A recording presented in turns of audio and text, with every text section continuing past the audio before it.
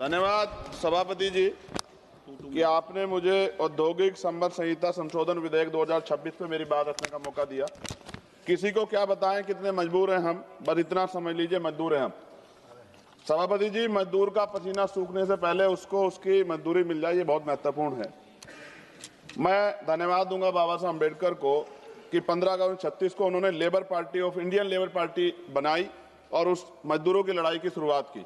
1942 में वो जब लेबर मिनिस्टर थे तो 12 घंटे से घटा के 8 घंटे काम किया, महिलाओं के लिए मातृत्व लाभ दिया और लेबर के जो सामाजिक सुरक्षा थी वो दिलाने का काम किया। अब मैं बिल पे आता हूं सभापति जी। कहा जा रहा है केवल एक तकनीकी संशोधन है, लेकिन जब बात श्रमिकों के अधिकारों, औद्योगिक संतुलन और करोड़ों परिवार के भविष्य की आएगी तब कोई संशोधन केवल तकनीकी नहीं होता है, हर शब्द का असर होता है, हर प्रावधान का परिणाम होता है। महोदय, वर्ष 2020 में सरकार ने 29 श्रम कानूनों को 4 श्रम संहिताओं में समाहित किया था। उस समय विपक्ष ने कहा था कि सुधार के नाम पर श्रमिकों की सुरक्षा कमजोर ना हो जाए। महोदय, ये विधेयक कहता है कि पुराने कानून ट्रेड यूनियन अधिनियम 1926, औद्योगिक विवाद अधिनियम 1947, औद्योगिक रोजगार अधिनियम 1946 का निरसन वैधानिक रूप से हुआ है। लेकिन मैं सरकार से पूछना चाहता हूं, क्या पुराने कानूनों में मौजूद श्रमिक सुरक्षा प्रावधानों का मूल्यांकन किया गया है? क्या राज्य और श्रमिकों संगठनों से व्यापक परामर्श हुआ है? क्या अस्थायी आदेश अधिनियम के तहत श्रमिकों को मिलने वाली सुरक्षा कमजोर की नहीं हुई है? क्या जिनके लिए कानून लाया, क्या उनसे आपने कोई चर्चा की है? क्यों ट्रेड यूनियन हड़ताल पे है? सभापति जी, औद्योगिक संबंध संहिता 2020 के तहत 300 तक कर्मचारी वाले प्रतिष्ठानों को छटनी और तालाबंदी के लिए पूर्व अनुमति की आवश्यकता से मुक्त कर दिया गया। पहले ये सीमा 100 थी। देश में 70% से अधिक औद्योगिक इकाइयां 300 से कम कर्मचारियों वाली हैं। इसका मतलब बहुत बड़ी संख्या में श्रमिक अब बिना सरकारी अनुमति के छटनी का सामना कर सकते हैं। 300 कर्मचारियों की सीमा के तहत यदि छटनी आसान होती है तो सबसे पहले असुरक्षित वर्ग प्रभावित होंगे, जिनमें SC, ST, OBC के श्रमिक बड़ी संख्या में।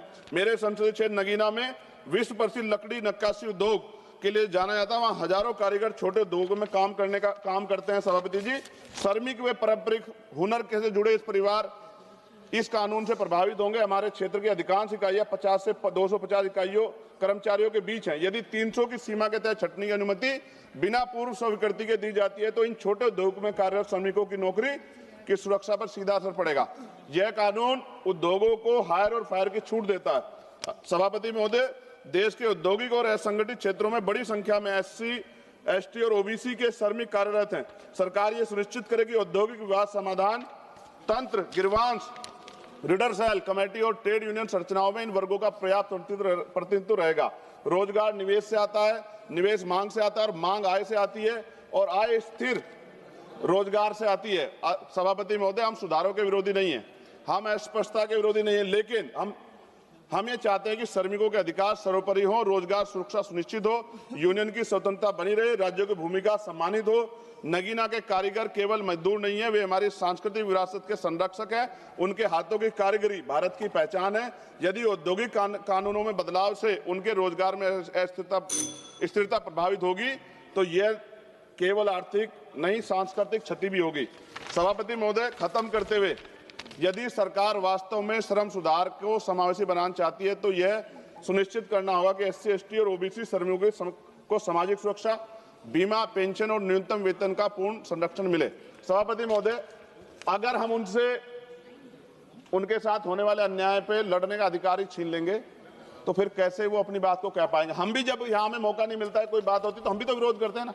आप विरोध का अधिकार छीन के इतना समय लागू कर देंगे तो सर पूंजीपति तो मार देगा ना उनको। क्या सरकार पूंजीपतियों के बारे में सोचेगी या करोड़ों मजदूरों के जिनके कंधों से देश बना? इसलिए मैं आपसे आग्रह करता हूं, मैं इसको अपोज करने के लिए खड़ा हुआ हूं और मैं आपके माध्यम सरकार से आग्रह करता हूं इसमें उचित संशोधन करे जिससे कि श्रमिकों का नुकसान ना हो, उनके साथ अन्याय ना हो। धन्यवाद। जय भीम, जय भारत। अब्दुल राशिद जी।